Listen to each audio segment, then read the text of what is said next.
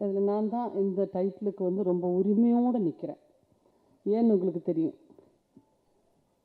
94 first மகளிர் மட்டும் அந்த படத்தினுடைய ஞாபகம் தான். இந்த படத்தில் நான் கமிட் பண்ணுறதுக்கான முதல் அட்ராக்ஷனும் அதுதான். ஏன்னா அப்போது நான், ரேவதி, ரோஹிணி நாங்கள் 3 பேருமே வந்து கொமர்ஷியலி ஒரு டிஸ்ட்ரிபியூட்டர்ஸ் மஸ்ட்டுன்னு சொல்கிற கதாநாயகிகள் கிடையாது. ஏதோ பெற்றா நடிப்பாங்கங்கிறது தான். கமல் சார் மாதிரி ஒரு ப்ரொடியூசரால் மட்டும்தான் அப்போது அந்த ஸ்டேஜில் எங்கள் 3 பேரையும் மெயினாக வச்சு நாசருங்கிற ஒரு சிறந்த நடிகரை மட்டுமே நம்பி ஒரு படம், அவருடைய ப்ரொடக்ஷனில் அப்படி ஒரு படம் பண்ணுறாங்கன்னு எல்லாருக்கும் ரொம்ப அதிசயம். இவங்க 3 பேருமே ஒரு கிளாமர் பண்ணுற ஆர்டிஸ்ட் கிடையாது. நாசர் வந்து வாஸ் நாட் த ஹீரோ. அந்த ஃபிலிமில் வந்து அவர் வில்லன். எப்படி இந்த படம் இருக்குங்கிற சந்தேகம் எல்லாருக்குமே இருந்துச்சு. பட் கமல் சாருங்கிற சிறந்த நடிகர், சிறந்த கலைஞனுடைய ஒரு நம்பிக்கை தான் அந்த படம். அந்த ஸ்கிரிப்டு எல்லாருக்கும் படித்து காமிக்கும்போது இதில் எந்த கேரக்டர் உங்களுக்கு பிடிச்சிச்சு, நீங்கள் அந்த கேரக்டர் எடுத்துக்கலாம் அப்படின்னாரு கிரேசி மோகன். எனக்கு 3 கேரக்டருமே பிடிச்சிருந்தது. பட் எனக்கு ரொம்ப மேட்ச் ஆகிற கேரக்டர்ஸ் ஒன்று ரோஹிணி பண்ணுற கேரக்டரோ இல்லை எந்த கேரக்டரோ அப்படின்ற டவுட் இருக்கும்போது கிரேசி மோகனே சொன்னார், நீங்கள் எந்த கேரக்டர் பண்ணிக்கோங்க அப்படின்னார். அந்த படம் பண்ணி முடிக்கிற வரைக்கும் என் லைஃப்பில் நான் அந்த மாதிரி ஒரு படம் மறுபடியும் பண்ணுவேனான்னு எனக்கு ரொம்ப ஏக்கம் இருந்துச்சு. ஏன்னா நாங்கள் அவ்வளோ நல்ல ஃப்ரெண்ட்ஸ், எந்த விதமான காம்ப்ளெக்ஸ் கிடையாது. அதில் பார்த்திங்கன்னா ஹியூமர், ஒரு இன்னசென்ட் ஹியூமர் நிறையா பர்ஃபார்ம் பண்ணுற கேரக்டர் நான் பண்ணுறேங்கிறதுனால எல்லா சீன்லையுமே கொஞ்சம் ஹைலைட்டாக தெரியும். குழந்தைங்களுக்கு ரொம்ப பிடிக்கும், ஃபேமிலிக்கு ரொம்ப பிடிக்கும் அந்த ஹியூமர். ஸோ அதுக்கு ரேவதி, ரோஹிணி தான் எனக்கு ரொம்ப சப்போர்ட் பண்ணாங்க. நான் ரிஹர்சலில் சம்டைம்ஸ் பேசிட்டு மறந்துடுவேன் டேக்கில். பட் நான் ஞாபகப்படுத்துவாங்க, நீ அந்த ரிஹர்சலில் அந்த ஒரு டைலாக் பேசினப்பறம் ரொம்ப நல்லா இருந்துச்சு, ஒரு 1 more டேக் எடுக்க சொல்லு அப்படின்னு. நான் சிங்கிதன் சாருடைய டைரக்ஷனில் இவ்வளோ ஒரு பர்ஃபெக்ட் எடிட்டர். ஒரு 10 ரிஹர்சல் பார்த்துட்டே இருக்கும்போது இந்த 10 ரிஹர்சல்லையும் ப்ளஸ் பாயிண்ட்ஸ் என்ன மைனஸ் பாயிண்ட்ஸ் என்ன, டேக்குக்கு ஜஸ்ட் முன்னாடி வந்து சொல்லுவார், உருவசி நீங்கள் வந்து அந்த ஒரு இப்படி பண்ணி ஒன்று பேசுனீங்க பாருங்கள், அது வேண்டாம், அது கொஞ்சம் நல்லா இல்லை, அது கொஞ்சம் ஜாஸ்தியாக தெரியுது, அதை எடுத்துகிட்டு நீங்கள் 3rd ரிஹர்சலில் ஒன்று சொன்னீங்க பாருங்கள், அது பர்ஃபார்ம் பண்ணுங்கன்னு வரும். நான் ஒரு அதிசயமான ஒரு இயக்குனர், நான் வேறு எங்கேயுமே நான் பார்த்ததில்லை. அவரை ஹியூமரை வந்து ஸ்பாட்டில் எடிட் பண்ணுவார். ஸோ அந்த படம் நடித்து அந்த படம் ரொம்ப நல்லா ஓடி, எல்லா லாங்குவேஜ்லேயும் அது வந்து தமிழ் படமாகவே ரொம்ப சிறப்பாக ஓடிச்சு, டப்பிங் பண்ணி ரொம்ப நல்லா ஓடிச்சு. அதுக்கப்புறம் நிறைய பேர் கேட்பாங்க, அந்த மாதிரி ஒரு படம் மறுபடியும் வரவே இல்லை. எல்லா ஹீரோயின்ஸும் அதுக்கப்புறம் வந்தவங்க நல்லா டேலண்டடானவங்க, நல்லா டான்ஸ் பண்ணக்கூடியவங்க, பர்ஃபார்ம் பண்ணக்கூடியவங்க, ஏன் இப்படி வரலன்னு. இந்த படத்துக்காக பிரம்மா வந்து கதை சொல்லும்போது, பட் அப்போது மகளிர் மட்டுங்கிற டைட்டில் இல்லைங்க. இருந்தாலும் 3 ஹீரோயின் கேரக்டர்ஸ் கதையில் 3 முக்கியமான கேரக்டர் அப்படிங்கிற மாதிரி அந்த கதையை சொல்லும்போது ரொம்ப எதிர்பார்ப்பு இருந்துச்சு. இந்த படம் கரெக்டாக ஒர்க் அவுட் ஆகி எடுத்துருவாங்களா அப்படிங்கிற மாதிரி. படம் ஆரம்பித்ததுக்கப்புறம் பார்த்தீங்கன்னா பானு, நான் ரொம்ப ரெஸ்பெக்ட் பண்ணுற ஒரு ஆர்டிஸ்ட், ரொம்ப நல்ல டான்ஸர், ரொம்ப நல்ல பெர்ஃபார்மர். அண்ட் சரண்யா, அவங்க ரேஞ்சில் அவங்க ரொம்ப நல்லா பெர்ஃபார்ம் பண்ணக்கூடியவங்க. அண்ட் இவங்களெல்லாம் தாண்டி ஜோவுடைய ஃபர்ஸ்ட் படத்தில் ஜோவும் சூர்யாவும் ஆக்ட் பண்ணும்போது நான் ஒரே ஒரு நாள் ஒர்க் பண்ணியிருக்கேன் அவங்க கூட. சில காரணங்களால் அந்த படம் பண்ண முடியாமல் போச்சு. சில காரணங்கள் இல்லை, வசந்தனுடைய நல்ல நண்பர் ஆக்ஷன் காமெடி பண்ணு நான் பயந்து போய், வசந்த் இப்படி சொன்னால் எனக்கு காமெடி வராது அப்படின்னு பயந்து நான் போயிட்டேன். ஒன்று ஒரு கோச்சுக்க மாட்டேன், நான் தைரியமாக சொல்கிறேன், என்ன ஒன்றும் சொல்ல மாட்டேன். எனக்கு ரொம்ப நாளாக நண்பர் இருந்தாலும் பக்கத்தில் இருக்கிறவங்க, இப்போ என்ன சொல்லிட்டு இருக்கேன், என்ன செஞ்சுட்டு இருக்கேன், காமெடி நல்லா வரணும், ஐயோ. அன்னைக்கு அந்த ஃபர்ஸ்ட் டேலேருந்து ஜோவும் சூர்யாவும் அவங்களுடைய அந்த இன்னசென்டான முகம், அந்த பிஹேவியர், அதில் எந்தவித மாற்றமும் இன்னைய வரைக்கும் கிடையாது. ஜோவுடைய காம்பினேஷன் நம்ம சாதாரணமாக ஹீரோஸ் மெயினாக ஆக்ட் பண்ணுற படத்துக்கு போகும்போது நிச்சயமாக அவங்களுடைய ஒரு பார்வை வந்து அந்த டோட்டல் ஃபிலிமுக்கு இருக்கும். நமக்கு ஏதாவது பக்கத்தில் இருக்கிற ஆர்டிஸ்ட்டுக்கு, எஸ்பெஷலி இந்த மாதிரி சீனியர் ஆர்டிஸ்ட்டுக்கு ஏதாவது ஒரு அசௌகரியம் வந்தாலோ அவங்களுக்கு கவனிச்சுக்கோங்க, அவளை பார்த்துக்கோங்க, இல்லை அவங்களுக்கு உடம்பு சரியில்லை, அவங்களுக்கு கொஞ்சம் ஒர்க் சீக்கிரமாக அனுப்புங்க, இப்படிங்கிற மாதிரி கவனங்கள் இருக்கும். ஃபீமேல் ஓரியன்ட் படங்கள் பண்ணும்போது நான் மலையாளத்துலேயும் சரி தமிழ்லேயும் சரி அதிகமாக வந்து ஹீரோயின் ஓரியன்ட் படங்கள் தான் நான் நிறைய நடிச்சிருக்கேன். Thank God. பட் இங்கே அந்த மாதிரி ஒரு ஹீரோயின் பிஹேவ் பண்ணுவாங்களா எனக்கு தெரியாது. ஃபர்ஸ்ட் டைம் ஜோவுக்கு நான் வந்து பாராட்டுறேன். நான் ஜோவை ஒவ்வொரு நாளும் ஷூட்டிங் வரும்போது எங்கள் எல்லாருடைய கன்வீனியன்ஸ்னு ஜோ கேட்பாங்க, மேடம் ரூம் எப்படி இருந்துச்சு, ஃபுட் எப்படி இருந்துச்சு, உங்களுக்கு வண்டி இருக்கா, நீங்கள் இதுக்கு முன்னாடி கிளம்புவீங்களா, மத்தியானம் சாப்பிடும்போது பிரேக்குன்னு சொல்லும்போது நீங்கள் என் கேரவுக்கு வருவீங்களா, அந்த அளவுக்கு கேர் எடுத்தாங்க. அது வந்து நிச்சயமாக சிவகுமார் சார் ஃபேமிலி, சூர்யாவோட கோஆப்ரேஷன், அவர் அதெல்லாம் அதில் இருக்கலாம். இருந்தாலும் அந்த 60 நாள் ஷூட்டிங்லேயும் அதை மெயின்டைன் பண்ணுறதுங்கிறது, ஏன்னா அவங்களும் சின்ன குழந்தைங்களை வச்சுருக்காங்க, அவங்கள விட்டு தான் ஷூட்டிங் வர்றாங்க. ஸோ அந்த கஷ்டமும் இருக்குது. நான் 2.5 வயசு என் குழந்தைய விட்டுட்டு ஜான்சி இப்போ சித்ரா ஹோட்டல்லாம் போனது நான் ஃபீல் பண்ணுறது சடனாக வேறு ஒரு விதமாக ஃபீல் பண்ணாங்க. என்னோட ஃபீலிங் என்னென்னா, நான் அவுட்டோரே சுத்தமாக போக முடியாது குழந்தைய விட்டுட்டு. இருந்தாலும் சத்தியமாக பணம் செலவு பண்ணி சித்ரா ஹோட்டு பட்டேஸ்வர்லாம் நான் போக போகிறதே இல்லை.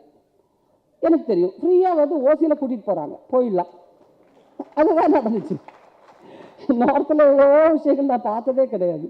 பட் கூட்டிகிட்டு போகிறாங்களே, ஜான்சியும் பார்த்தது கிடையாது, சித்ரா ஹுட்டும் பார்த்தது கிடையாது. அப்புறம் வந்து கஜுராஹோலாம் கூப்பிட்டு போகிறோன்னாங்க, என்னமோ சில விஷயங்கள்லாம் நடக்கலை. பட் அதெல்லாமே வந்து ரொம்ப சந்தோஷமான ஒரு ட்ரிப்பாக நான் ஃபீல் பண்ணேன். நாங்கள் எல்லாருமே அப்படி ஃபீல் பண்ணோம். அவ்வளவு பெயின் எடுத்தார். கதையில் வந்து ஒரு பயணத்தை பற்றி எப்படி சொல்லியிருக்காங்களோ அந்த இடத்துல அந்தந்த இதில் தான் ஷூட் பண்ணுங்கிறதுல இயக்குனர் பிரம்மா வந்து ரொம்ப தெளிவாக இருந்தார். அவருடைய 2வது படம் தான், அவருடைய முதல் படம். அதனால் சாரி எனக்கு பார்க்க முடியல. நிறைய பேர் பார்த்தவங்க எல்லாருமே வந்து ஈவன் ஜோ டெய்லி சொல்லுவாங்க, நீங்கள் மேடம் ஒரு தடவை பார்த்துருங்க அந்த குற்றங்கடுதல் அப்படின்வாங்க. அந்த அளவுக்கு அவர் வந்து ஒரு ஒரு புது இயக்குனர் மாதிரியே கிடையாது பிரம்மா. பட் பிரம்மாவோட ஃபர்ஸ்ட் ஷெட்யூல் நானும் ஜோவை ஒர்க் பண்ணி முடிச்சோன்னே எனக்கு கொஞ்சம் என்னென்னா, நான் போகிற இடத்த என்னுடைய ஃப்ரெண்ட்லி ஆக்கிடுவேன், நான் ட்ரை பண்ணுவேன். ஏன்னா ரொம்ப கன்ஜஸ்டாக இருந்தால் எனக்கு பெர்ஃபார்ம் பண்ணுறது ரொம்ப கஷ்டம். பட் ஃபர்ஸ்ட் ஷெட்யூல் பார்க்கும்போது பிரம்மா ஸ்டேஜில் இருந்து வந்தவருங்கிறதுனால கொஞ்சம் ஒரு ஸ்ட்ரிக்டாக பொசிஷன் ஒரு சத்தம் போடுவார். ஐயோ அடுத்தது என்ன பொசிஷன்னா இங்கேருந்து அசையலாமா கூடாதா, என்ன இங்கேருந்து அது வரைக்கும் நடக்க சொல்லி டைலாக் பேச சொல்லியிருக்கிறாரு, நான் அங்கே போகலாமா இல்லை இங்கே தான் நிற்கணுமான்னு சின்ன டவுட்டெல்லாம் இருந்துச்சு எனக்கு. சைலன்ஸ். ஐயோ டைலாக் பேசலாமா கூடாதா. அப்போ அந்த ஒரு வாரம் ஷெட்யூலில் நானும் ஜோவும் பேசிப்பேன், ஜோ இந்த எக்ஸ்பிரஷன் பண்ணால் இவர் திடீர்னு வேண்டான்னு கத்துவாரோ என்னமோ. சரி பார்க்கலாம், அவுட்டோர் தானே போகிறோம். அவுட்டோரில் கலாய்க்க ஆரம்பித்தோம். ஒரு குழந்தைத்தனமான ஒரு மனுஷன் வந்து பிரம்மாவுக்குள்ளேருந்து வெளியே வந்தார். இந்த டோட்டல் ஷூட்டிங் அதுக்கப்புறம் ரொம்ப ஜாலியாக இருந்துச்சு, ரொம்ப என்ஜாய் பண்ணேன். பட் நம்ம நினைப்போம் சின்ன குழந்தைங்க ரொம்ப சின்னதாக இருக்கும்போது ஓரளவுக்கு வந்து தனியாக நடந்துக்கிட்டு அவங்க விஷயங்கள்லாம் பார்த்து தானாக செஞ்சுக்கிறா. அந்த மாதிரி வரும்போது பரவாயில்ல, நம்ம வீட்டில் விட்டுட்டு வந்துடலாம், கொஞ்சம் வேலைக்கெல்லாம் ஒன்றும் பிரச்சனை இல்லை, அவங்களே பார்த்துக்குவாங்க. பட் வளர வளர வளர வளர தான் அவங்களுக்கும் அந்த படிப்பு அது இது அந்த பொறுப்பு நமக்கும் அதிகங்கிறது பின்னாடி தான் உணர்வோம். அந்த மாதிரி ஃபஸ்ட்டு படத்துலலாம் இல்லாத இருக்கிற டென்ஷன் ஒவ்வொரு படம் ஆகிய கிட்டத்தட்ட ஒரு 500 ஃபிலிம்ஸ் கிராஸ் பண்ணிட்டேன். இப்போ இந்த படம் முடிஞ்சிடுச்சு, ஆடியோ லான்ச் ரிலீஸ் ஆக போகுதுன்னு அடிவயத்தில் என்னமோ படப்படன்னு என்னமோ ஒன்று உருட்டிட்டு மேலே வருது, என்னன்னு தெரியல. நல்லா பெர்ஃபார்ம் பண்ணுறாங்க, நல்லா இருக்க படம், ஃபீமேல் ஓரியன்ட் படம் அப்படின்னு 10 பேர் சொல்ல சொல்ல கண்டிப்பாக நம்மளுடைய உழைப்பால் நம்மளுடைய பெர்ஃபார்மன்ஸால் அது ரொம்ப நல்லா வருமா அப்படிங்கிற ஒரு உண்மையிலே ஒரு டென்ஷன் எனக்கு இருக்குது. ஏன்னா ரொம்ப ஒர்க் பண்ண எல்லாருமே வந்து ஒருத்தருக்கு ஒருத்தர் நல்லா இருக்குது இந்த படம், நல்லா இருக்குது இந்த படம் நாங்களே சொல்லிக்கிறோம், என்ஜாய் பண்ணிக்கிறோம். மகளிர் மட்டும் இல்லை பெண்களுக்காக மட்டும் அப்படின்னு சொல்லும்போது நமக்கு தெரியும் நம்ம கொஞ்சம் பின்தங்கி இருக்கோமோன்ற ஃபீல் நமக்கு வருது. பட் நிச்சயமாக கிடையாது. ஏன்னா ஹீரோஸ் மட்டும் ஆக்ட் பண்ணுற படத்தில் நீங்கள் பார்த்தீங்கன்னா உடல் அளவில் ரொம்ப வருத்திக்கிறாங்க, ஃபைட்டு அது இது. என்கிட்ட இங்கேருந்து கொஞ்சம் ஜம்ப் பண்ணுங்க அங்கேன்னு சொன்னால் 100 தடவை யோசிப்பேன். ஒரு ஹாஃப் கால் ஷீட் நான் வேஸ்ட் பண்ணிடுவேன். 2 கால் வச்சு ஜம்ப் பண்ணுறதா இல்லை ஒத்த கால் போதுமா, இல்லை அதில் நீங்கள் பெட்டு கிட்ட தான் போடுவீங்களா, இது பின்னாடி இருந்து தள்ளி விட்டாங்கன்னா அந்த டேக்கு ஓகே ஆகும். ஸோ சூர்யாலாம் பாகம் மலையிலேருந்து கீழே உருண்டு வர்றாங்க, என்னதான் ஃபைட்டுனாலும் அவ்வளோ வருத்திக்கிறாங்க. ஸோ ஹீரோஸ் ஆக்ட் பண்ணுறது கஷ்டப்பட்டு தாங்க நடிக்கிறாங்க. அதனால் ஃபீமேல் ஒரு படம் ஏன் வரல, கதாநாயகியை ரொம்ப வேல்யூ கொடுக்கல நான் எப்போவுமே கம்ப்ளைண்ட் சொன்னதே கிடையாது. ஆம்பளைங்கள்லாம் சேர்ந்து நம்மளுக்கு இவ்வளோ வாய்ப்பு கொடுக்குறாங்களே ஒரு பெரிய விஷயம். ஸோ நம்மளுக்கு அவங்க சப்போர்ட் பண்ணுறாங்க, அந்த சப்போர்ட் என்றைக்குமே இருக்கணும். எனக்கு ஃபைட்டு வராது. ஒரே ஒரு படத்தில் ட்ரை பண்ணி ஒரு போலீஸ் ஆஃபீஸர் ஹேண்ட்ஸ் அப் அப்படின்னு ஷூட் பண்ணோம். இந்த சாதாரண பட்டாசு சத்தம் தான் இதில் வரும். அது ஒன்றுக்கு நான் 3 days பார்த்தார் அந்த டைரக்டர். அவர் வந்து நூலாயம்மா வேண்டாம்மா இல்லை சரியாக வராது, ஐ கில் யூ அப்படின்ட்டு இப்படி காமிச்சா அடுத்தது அப்படி வரும். நானே இடிச்சிட்டு நானே பயப்படுறேன், நானே குத்திட்டு நானே பயப்படுறேன். அதனால் எல்லா ஹீரோஸ் மேலேயும் எனக்கு ரொம்ப ஒரு அட்மிரேஷன், அப்பா அப்படிலாம் பண்ணுறாங்களே அப்படி. ஸோ இந்த படம் சூர்யா அவர் தான் ப்ரொடியூசர். நிறைய சப்ஜெக்ட் கேட்குறாங்க 2Dயில், எனக்கு தெரியும். நிறைய நியூ டைரக்டர்ஸ் நிறைய பேர் கதை சொல்கிறாங்க. அந்த கதையில் நிச்சயமாக ஜோ வந்து ஒரு நல்ல கேரக்டரோட நல்லபடியாக ஒரு நல்ல ஹீரோ அகைன் வரணும்னு அவங்களுக்கு ஆசை இருக்குது. அதுக்காக ப்ரமோட் பண்ணுறாங்க of course. But at the same time ஒரு நல்ல ஒரு கதையாகவும் இருக்கணும், அதில் வந்து பெண்களுக்கு முக்கியத்துவம் இருக்கணும்னு நினைக்கக்கூடிய ஒரு மனது ஆஸ் எ ப்ரொடியூசர் அப்படிங்கிறது ரொம்ப ஒரு பெரிய ஒரு விஷயம். அதுக்கு நான் கண்டிப்பாக நான் சூர்யாவை பாராட்டுறேன்.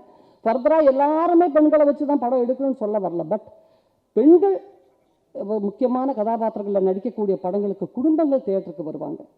அந்த மாதிரி படங்கள் வரும்போது ஃபேமிலிஸ், இப்போ டிவி அது இது நிறைய வந்து விஷுவல் மீடியா சோஷியல் மீடியா வளர்ந்த உடனே தியேட்டர்ஸில் ஃபேமிலி வரது கொஞ்சம் கம்மியாயிடுச்சு. ஸோ இந்த மாதிரி படங்கள் வரும்போது ஃபேமிலிஸ் நிறையா தியேட்டர்ஸில் வரணும். சின்ன ப்ரொடியூசர்ஸ், மீடியம் ப்ரொடியூசர்ஸ் ரெகுலராக படங்கள் பண்ணணும்னா நிச்சயமாக இது போன்ற படங்கள் வெற்றி அடையணும். அதுக்காக நீங்கள் எல்லாரும் ப்ரமோட் பண்ணோம். இப்போ சரண்யா போட்டு உடச்சாங்க நாங்கள் பாட்டு பாடணும்னு. நான் அந்த ரகசியத்தை யாருக்குமே தெரிய வேண்டாம்னு நினச்சேங்க. ஏன்னா இவ்வளவு படம் பண்ணி உங்களுக்கு தேவையா நீங்கள் கேட்கக்கூடாது. ஜிப்ரானுடைய நம்பிக்கை தான் பிரம்மாவோட நம்பிக்கை. என்ன வேணும்னே சதி பண்ணாங்கன்னு தெரியல, பாடிட்டு போயிட்டேன். ஒன்று ஒரு ஸ்ருதியில் பாடியிருக்கேன். அவங்க ஏதோ பண்ணி வந்து சேர்த்து கோர்த்து விட்டுருக்காங்க. மேடையில் கிடல் நீங்கள் பாடுங்கன்னு என்ன சொன்னீங்க, சேவராக குச்சி ஓடிட வேண்டியது தான். நான் அதுக்கப்புறம் ஒரு அவுட் ஆஃப் ஷூட்டிங் போயிட்டு வந்து மறுபடியும் நான் பிரம்மாட்ட சொன்னேன், பிரம்மா எனக்கு என்னமோ பயமாக இருக்குது. கண்டிப்பாக வந்து மற்றவங்க கிட்ட கொஞ்சம் அவேவாக இருப்பாங்களோ, நம்ம என்கிட்ட கையில் ஒரு பாடுங்க அப்படின்னு கையை பிடிச்சி கேட்பாங்க. ரயில்வே ஸ்டேஷன்ல ஆகட்டும், ஏர்போர்ட்டில் ஆகட்டும். 4 லைன் வந்து ஒரே கோர்வையாக பாடுறதுக்கு நான் சொல்லிக் கொடுக்க சொல்லலாம் ஜிப்ரான் கிட்ட. நான் வர்றேங்க அப்படின்னு நான் சொன்னேன். வாங்க மேடம், பரவாயில்ல, இன்னொரு தடவை நீங்கள் பாடுங்க. ரொம்ப அன்பாக கூப்பிட்டாரு பிரம்மா. நான் ஜிப்ரான் வேண்டான்ட்டார். நாங்கள் எல்லாம் கரெக்டாக ஓரளவுக்கு சரி பண்ணி வச்சுருக்கிறோம். மறுபடியும் வந்து பாடி சொதப்ப வேண்டாம்னு சொன்னாரோ என்னமோ. நீங்கள் கேளுங்க, கேட்டு சொல்லுங்க. ஓகே, நல்லா இருக்குன்னு நம்புகிறேன். நல்ல ஒரு விழா. ரொம்ப ரொம்ப நாளைக்கு அப்புறம் ரொம்ப ஒரு ஃப்ரெண்ட்லியான ஒரு என்ன சொல்கிறது, ஒரு ஃபங்க்ஷன் அட்டன் பண்ணியிருக்கேன். உங்கள் எல்லாருடைய வாழ்த்தும், உங்கள் எல்லாருடைய என்ன சொல்கிறது, அந்த உண்மையான இதயத்தில் இருந்துள்ள வாழ்த்துக்கள் இந்த படத்துக்கு இருக்கணும். இந்த படம் ரொம்ப நல்லா வரணும். அண்ட் ஜோ, அகைன் சொல்கிறேன், ஜோ வந்து இந்த ஒரு படம், இந்த ஒரு கேரக்டருக்காக ரொம்ப உடம்ப வருத்தி டயட் பண்ணி, நான்லாம் ரொம்ப நிறைய டெய்லி திட்டுவேன், அம்மா ஏதாவது சாப்பிடுங்க, நான் ஹெவியான சீன்ஸ் எல்லாம் பண்ணணும் அப்படின்னு. ஆஃப்டர் 97 நான் ஒரு பைக்கில் தைரியமாக உட்காந்து ஆக்ட் பண்ணியிருக்கிறது இந்த படத்தில் ஜோ கூட தான். ஜோ தான் ஓட்டுறாங்கன்னா ஹீரோ சொன்னாலே நான் பயப்படுவேன். எனக்கு பைக் ஆக்சிடென்ட் ஆச்சு எனக்கு 97. அதுக்கப்புறம் எனக்கு ரொம்ப பயம். அந்த அப்புறம் ஜோ தான் இதில் ஓட்டுறாங்கன்னு நல்ல நிறைய முன்னாடியே ஓட்டியிருக்கேம்மா கேட்டேன். இல்லை மேடம், இப்போ தான் ஜஸ்ட் 2 months சூர்யா சொல்லி கொடுத்தாரு எனக்கு அப்படின்னு. ஐயோ, 2 months சூர்யா சொல்லி கொடுத்தாரா? ஏற்கனவே ஒரு படத்தில் நினைச்சு அந்த ஒரு பொண்ணு பின்னாடி உட்காந்து நந்தன சிக்னலில் போயிட்டே இருக்கும்போது நல்லா குதிரை மாதிரி போகுது அந்த இது பைக்கு. ஐயோ அஞ்சு, நீ நல்லா ஓட்ட தெரியுமா? இல்லைக்கா, இன்னைக்கு காலையில் வரும்போது அசோசியேட் டைரக்டர் இப்படி வச்சு இப்படி ரைஸ் பண்ணால் ஓடும், நிறுத்த தெரியலன்ட்டா. நிறுத்தினா இன்னும் குதிரை மாதிரி சைன்னு போயிட்டே இருக்கு. அது எங்கேயாவது நிறுத்து, பின்னாடி ஒரு சைடில் ஆட்டோ நிற்கிது, கொண்டு போய் இடிச்சு அப்படின்ட்டு அங்கே போய் இடிச்சு நிப்பாட்டினா அவன் நல்லா நிப்பாட்டி தட்டி ஏன் திரும்பி 3 ஃப்ராக்சர். அதில் 3 மாதம் வந்ததில் தான் வெயிட் போட்டேன். அதனால நான் சொன்னேன், ஜோ கண்டிப்பாக தெரியாதுன்னா சொல்லிடுப்பா. ஃபுல் அந்த ஆக்ரா சிட்டி ஃபுல்லாகவே கத்தி கூச்சல் போட்டு, ஜோ ஏற்கனவே இவ்வளோதான் இடுப்பு, அந்த இடுப்பை பிடிச்சி அமுக்கி ஷூட்டிங் முடிஞ்சோன்னே இப்படியே தான் நிற்கிறது அது சாயங்காலம். ஏன்னா சொல்ல, இல்லை இட்ஸ் ஓகே மேம், பரவாயில்ல மேம், பயந்து தானே மேம் அப்படின்னு. என்னுடைய டென்ஷன் எல்லாம் அது வழக்கில் நீங்கள் அந்த ஷார்ட்டு பார்க்கும்போது நீங்கள் பார்ப்பீங்க உங்களுக்கு. பட் அவ்வளோ கான்ஃபிடென்ட்டாக ஒரு படத்துக்காக, எனக்கு சைக்கிள் கூட ஓட்ட தெரியாதுங்க, நீங்கள் உட்கார வச்சு தள்ளி விட்டு வேறு இடத்துல விழ வேண்டியது தான். ஸோ எனக்கு அது ஒரு படத்துக்காக இவ்வளோ தூரம் பெயின் எடுத்துருக்காங்களா அந்த 2 months சூர்யா சொல்லி கொடுத்தாலும் சார் நமக்கு ஒரு கான்ஃபிடென்ஸ் வேணும் இல்லைங்களா? ஸோ அதனால சொல்கிறேன், ஜோ ஃபர்தராக வந்து ஜோ பண்ணுற படங்களில் கூட ஒரு கேரக்டருக்காக அவ்வளோ தூரம் அவங்க வந்து தன்னை வருத்திக்கிட்டு, அந்த சின்ன குழந்தைங்களையும் வச்சுக்கிட்டு அவங்களையும் பார்த்துக்கிட்டு கேரக்டருக்காக வந்து இவ்வளோ தூரம் ப்ரிப்பேர் பண்ணி வந்திருக்காங்க. நிச்சயமாக அந்த உழைப்புக்கு எல்லாமே அந்த கடவுள் நல்ல பலனை கொடுப்பாரு. All the very best. உங்களுடைய வாழ்த்துக்களை நான் எதிர்பார்க்குறேன்.